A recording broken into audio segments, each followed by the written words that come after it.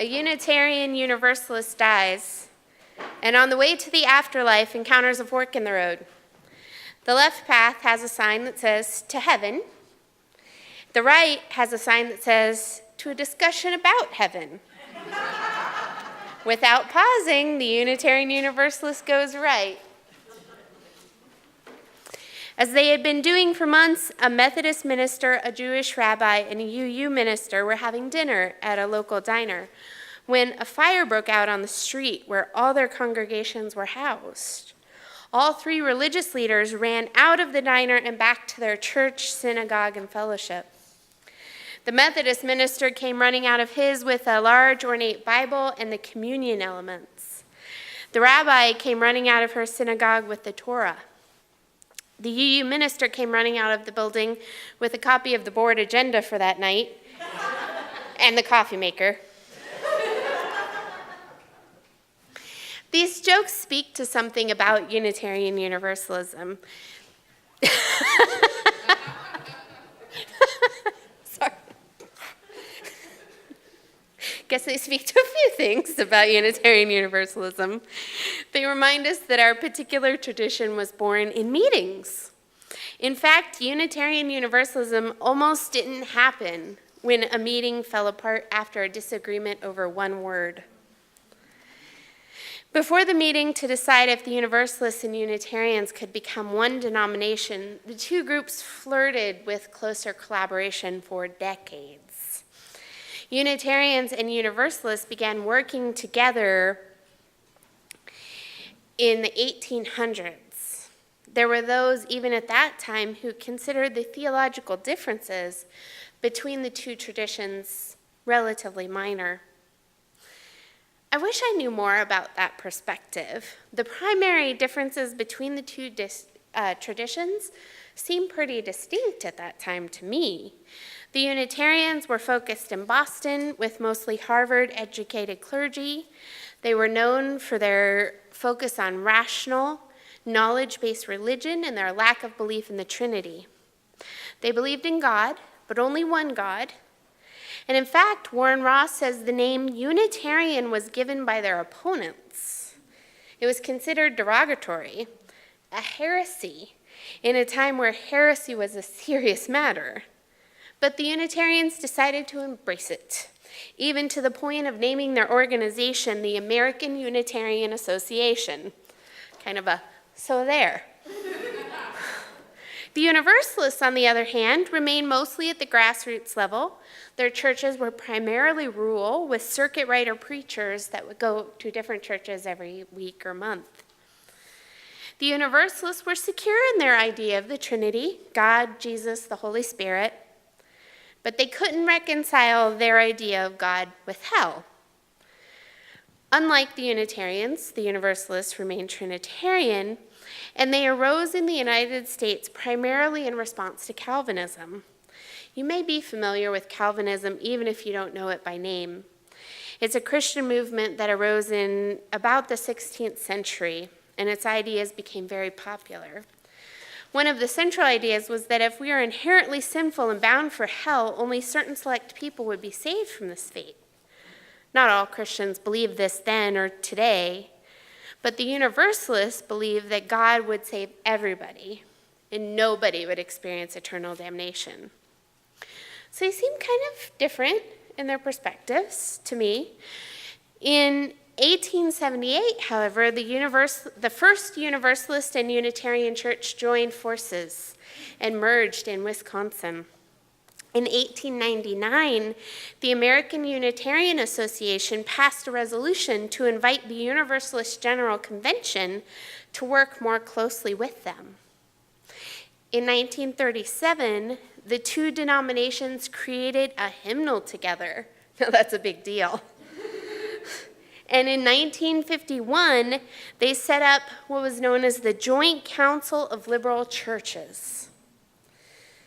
But it was actually the youth that led the way, helping the adults who were concerned about what they might lose if they worked more closely together, see what could be possible. In 1954, the youth disbanded the American Unitarian Youth and the Universalist Youth Fellowship to form a common organization called the Liberal Religious Youth, the LRY. Is anyone here involved with that? Nope? Shown the way by their children, in 1959, the members of the American Unitarian Association and the Universalist Church of America gathered in Syracuse, New York, to decide the future of both of their religions. If they were to come together into one tradition, they would have to agree on some things in common: a name, guiding principles. And if you have ever thought that Unitarian Universalist is a long name, you wouldn't be the only one. Members of the commission studied joining the two traditions and considered changing the name entirely. But the real trouble came later, when the groups were coming up with a common statement of principles. The Universalists agreed rather easily on wording that included a principle to cherish and spread the universal truths taught by the great prophets and teachers of humanity in every age and tradition, immemorially summarized in their essence as love to God and love to man. It's a mouthful, but it's got something to say. But the Unitarians were split on their opinion of this principle. Warren Ross, who wrote The Premise and the Promise, states, there were essentially three factions: the traditional theists, who wanted a reference not only to God, but to our Christian heritage; the Universalist theists, who preferred acknowledging the great prophets and teachers of humanity in every age and tradition; and the humanists, who would just as soon do without any reference to a deity. The humanists got that paragraph deleted. A group of ministers got it restored with reference to our Judeo-Christian tradition, our Judeo-Christian tradition. That's the important word here. So take a moment to imagine this. There are almost 900 Unitarians at this meeting, split into approximately 3 uneven, shifting groups and opinions, who all felt incredibly strongly about their own ideas. The debate started at 8 p.m. At 1:30 a.m., a vote to reconsider with this statement: to cherish and spread the universal truths taught by the great prophets and teachers of humanity in every age and tradition, immemorially summarized in our Judeo-Christian heritage as love to God and love to man, came to the floor. It failed by 7 votes. They've been debating from 8 p.m. to 1:30. How's that for a board meeting, Gracia? Gracia's like, we would have decided this by 10. You said it's true. When someone moved to adjourn, as you do at 1:30 a.m., others argued passionately against adjourning, as that would mean the end of talks to join the two traditions. People went to bed discouraged. Warren Ross quotes Reverend Donald Harrington, who said, "I felt very discouraged and went to bed. About 2 o'clock, somebody pounded on my door. It was Percival Bundage, who is an American Unitarian Association leader, saying, 'Dawn, can't we do something about this?' And he showed me wording that he and some others had continued to work on. I said I agreed, but since we'd already lost the vote to reconsider, what could be done?" At about 3 o'clock, there was another knock on his door. It was one of the leading Unitarian Christians, and he said, "Dawn, we've got better wording. Are you still with us?" And he explained that he had persuaded the Universalists to reconsider, which meant the rules permitted the Unitarians to vote again as well. It's an exciting meeting. The group voted on to cherish and spread the universal truths taught by the great prophets and teachers of humanity in every age and tradition, immemorially summarized in the Judeo-Christian heritage as love to God and love to man. And with the change of our to the, Unitarian Universalism's future was saved. Yeah. I thought you'd find this sermon interesting. The two groups in New York voted to consolidate, and the churches voted to consolidate as well. A final meeting to ratify the results of the plebiscite was held in Boston. The Universalists and the Unitarians were able to see that Queen's vision from our story today. They understood how the circle and the rectangle could work together to form something else, something beautiful. And on May 15th, 1961, the final votes were confirmed, and the Unitarian Universalist Association was born. This is just a bit of the story. The book is fascinating if you're interested, of how this version of our tradition came to exist. And of course, Unitarianism and Universalism are both much older than Unitarian Universalism.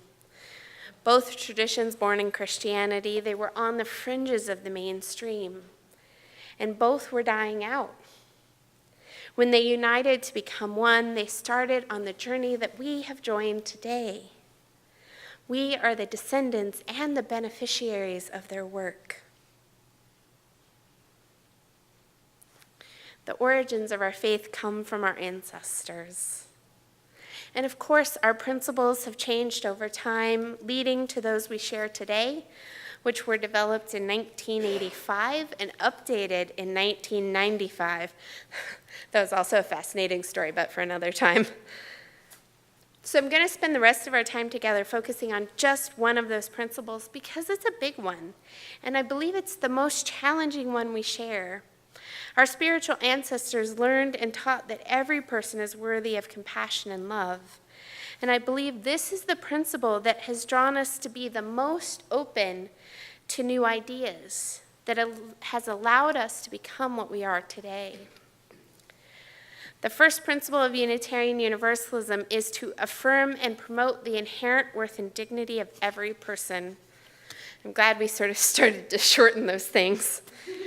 While this is not a creed, to embrace it as a guiding principle calls for a lot of faith.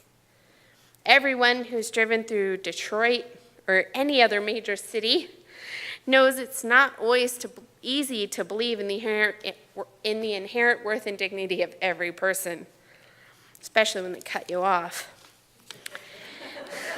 Not that that's ever happened. Reverend Robin Tanner tells this story. I finally began to relax a bit. We were en route to Pennsylvania.